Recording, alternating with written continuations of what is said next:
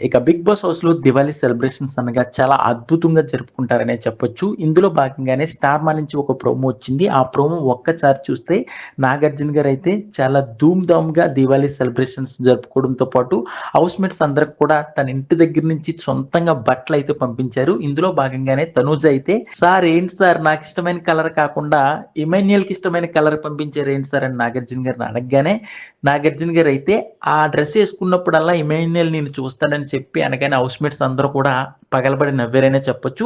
ఇక ఇందులో భాగంగానే హౌస్‌మేట్స్‌ని అందరిని కూడా 2 టీమ్‌లుగా విభజించి ఒకటి ఆరెంజ్ టీమ్, ఇంకోటి వైట్ టీమ్ అంటూ నాగార్జున గారు చెప్పారు. అయితే నాగార్జున గారు ఒక స్లిప్ చూపిస్తారు. ఎవరైతే కరెక్ట్‌గా గెస్ చేస్తే వాళ్ళకి వాళ్ళ ఫ్యామిలీ నుంచి ఆడియో మెసేజ్ గాని లేదా వీడియో కాల్ గాని వస్తదని అయితే నాగార్జున గారు అనౌన్స్ చేశారు.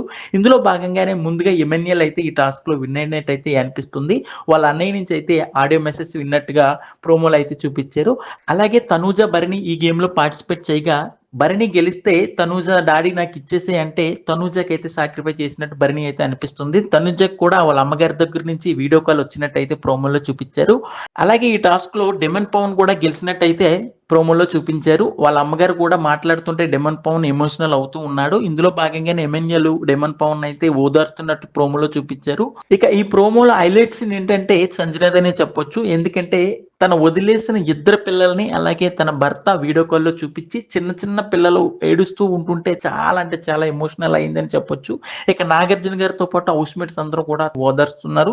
సో, ఈ రోజు ఎపిసోడ్ అయితే నెక్స్ట్ లెవెల్ ఉండబోతుంది.